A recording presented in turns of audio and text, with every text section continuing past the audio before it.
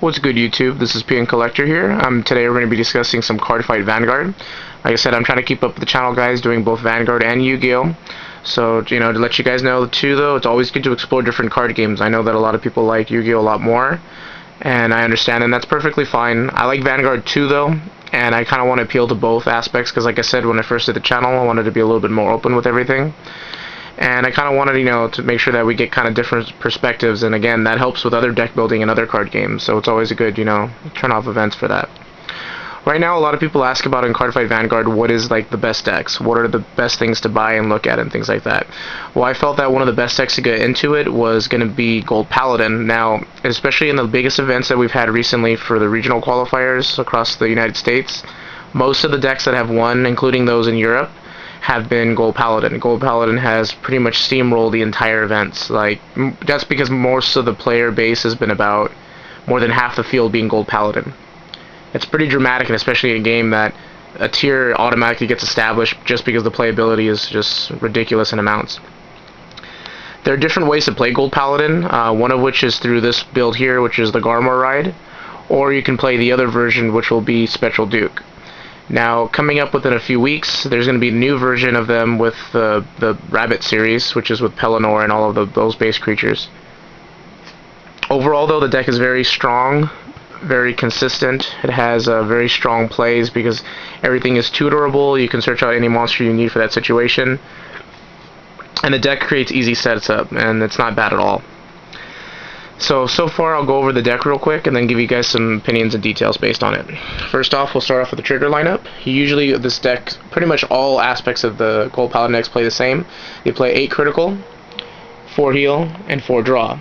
Now, depending on some of the variants in the decks, though, sometimes they play 6 crits and 6 draws, but that's usually the variants. Very, very, very few are playing stand triggers, but in all competitive aspect decks, none of them are playing stand triggers. So, right, if you go 8 crit, 4 draw, or even 6 crit, 6 draw, you're fine.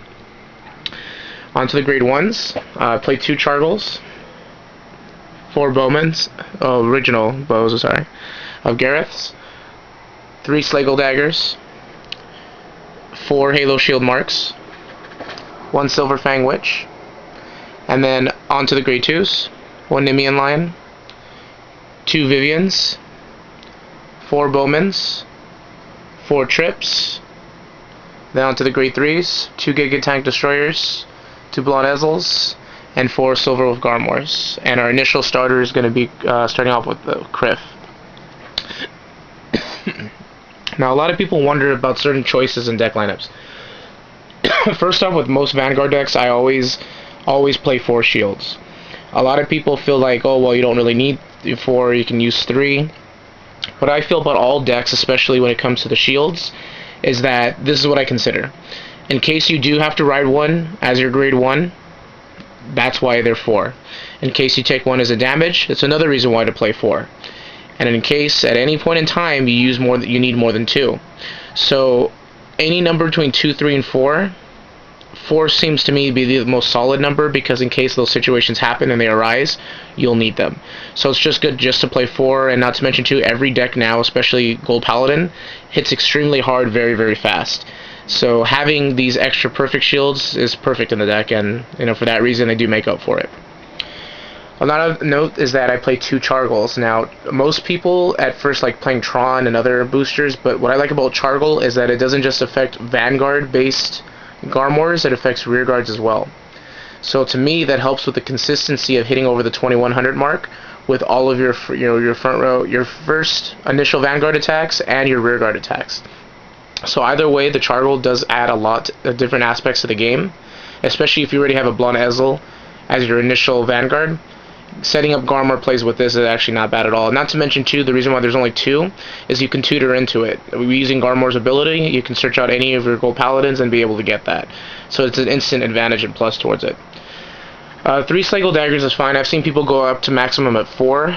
That's perfectly fine. I just play 3 just to add a little bit more to it. And I decided instead of running a 4th one just to run a Silver Fang Witch. Just in the fact that she can actually make a difference if I superior ride into Blonde Ezel and not have to worry about, oh, what I'm doing with this extra soul. if I don't have a Garmor set up. So I can use it as an instant way to get an additional card to my hand, and it doesn't really cost anything, so it's going to be really good just in terms of like a one-up tech. I wouldn't run more than that because I wouldn't care if I get the card off or not. So I do know that when the Rabbit series comes out, it will change a lot because you'll actually get most of these cards off, and that's really good. One of Nimian line is because of the fact that I really don't care for more of these 10k boosters that become, interceptors. It's really not that much of a difference. Reason being is because most of the time they get hit or they distract from hits, but it doesn't really make that much of a difference because they would still lose the same units. And not to mention he's only 8,000, so depending on the numbers that I run with this deck, you may not always have the 7-8k boost to make it swing for 1,500 or more, so I'd rather just not take that risk with it. Vivian's, I've always been torn about having it in here, but Vivian's perfectly fine just in the fact that she's 9k. If her ability does go off, if you choose to, it's not bad at all. Having additional field presence with them is not a big deal. In my opinion, she's a better lineup in the Spectral Duke version, but it's okay to have her in this one as well because she just does close to the same thing, but she's not as necessary to be in 3 or more. I think 2 is just kind of a good magic number, and 1 of, in my opinion, doesn't really do anything. So, and then what a lot of people don't seem to realize is initially with this is maxing out on Trip. Now, I've tried 3, I don't really care for it. At 4, I just like to know that I have it, because with Trip, being able to flip up damage again because of the fact that we're running 4 Garmors and the 2 Blonezels is that it helps you to constantly reuse them, especially when you're Garmor riding one Garmor to another, superior calling units from your deck, and that's actually really, really good. The fact that you can keep that momentum going, and it puts more pressure on your opponent, and not to mention those counterblasts you don't feel are ever going to waste. It's an initial setup that'll help you, and I personally like it again because there's very few outs your opponent can make, or plays they can make, when they're guarding for heavier amounts of damage. And going Garmor into that, you can constantly establish a board presence, and then if they choose basically to guard Trip, you get free cards taken out of their hand. So, I don't know, in my opinion, she works really well, especially in this deck. With the Rabbit series, though, she, however, will change, because the Rabbit series doesn't require a counterblast, except for the initial one, the Spring Breeze Messenger. But other than that, though, the entire deck is very consistent, and I actually like the fact that the deck actually has a balance right now, but it's going to get even more insane later. And the biggest thing has been based on like the grade 3s. Now, since I run the Superior Ride Criff, I don't need any more Blonezels. Just 2 seems to be the perfect number. Going 3 would be too unnecessary because it doesn't act anything as a rear guard. The Vanguard play, just with the fact that he can Superior Call it, is why it's in here. It's very good on its own, not even a problem to deal with. The Superior Call ability doesn't always work in my favor, if you get triggers and stuff like that, but for the most part, Blonezol just does what it needs to do. And that's why the 2 of. Now, the biggest debate that's been is Giga Tank Destroyer. Now, Giga Tank Destroyer, some people play Marauden, but I personally don't like it. I like this in the fact that you don't have to require any boost for it. I do know that being 2k on the rear guards would be nice too, but the thing is, though, depending on your matchups, you may not always have a booster for the units. So I like to have cards that are independent of themselves, that really don't rely on your opponent, and are more reactive for yourself. So you get to choose what happens, so your opponent has very little involvement with it. I mean, your opponent's always going to have a Vanguard, so therefore his ability is always going to be free. So hitting that 12k mark, especially against 11k Vanguards, makes a huge difference. So that's why I personally think that he's a superior choice for the deck, and a lot of the tournament decks have been using them. So I feel that my decision is based on that has been really good, and I hope a lot of players that see that also see the big deal with it. Now, an interesting thing to note too is that Garmor, for a structure deck card, is expensive. It's a $12 structure deck card because the only way to get it is in the structure deck. There's always been a debate whether it should be 3 or 4. Right now 4 is fine. I have a friend of mine who's actually playing this exact same build, but he's trying out one Garmor out for a Spectral Duke, which is kind of interesting because Duke may not be the 11k on the Vanguard, but his ability to restand himself again after sacrificing units is actually kind of ridiculous. So that's something you could look into and try to see whether or not you like the card choices or not. But for the most part, though, I feel that this is like one of the best versions right now. You can play Gold Paladin before the next set that comes out in 2 weeks. The deck is really consistent, guys. It's very fun to play.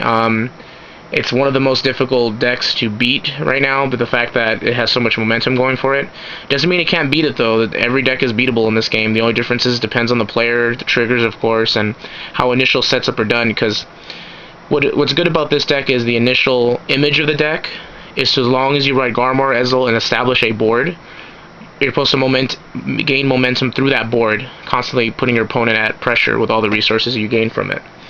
So right now this is a Garmor deck profile of Blanc Ezel / Garmor ride. If you guys have any questions, rate, comment, subscribe, guys. If you guys need me to do a deck profile on anything, any deck that's pretty much here, I have every deck built. The only ones I won't build right now are Dark Irregulars and Pale Moon. The reason being is because they only have one set, and I feel that's not enough to justify deck choice cards and opinions based on numbers and things like that. So, plus I feel that the decks are a little bit of disadvantage because decks like Gold Paladin, Kagero, and all of them have like at least 2 to 3 sets to work with. So if you guys have any suggestions for it, or if you guys want to see any more matches with anything, again, comment, guys. I want to get more feedback for this and see how you guys feel about everything going on with here. Also, look forward to tomorrow, guys. I'll have a deck profile for my friend Sean, that top 3 at our Anaheim regionals with windups. So again, guys, this is PN Collector. Rate, comment, subscribe, and I'm signing out.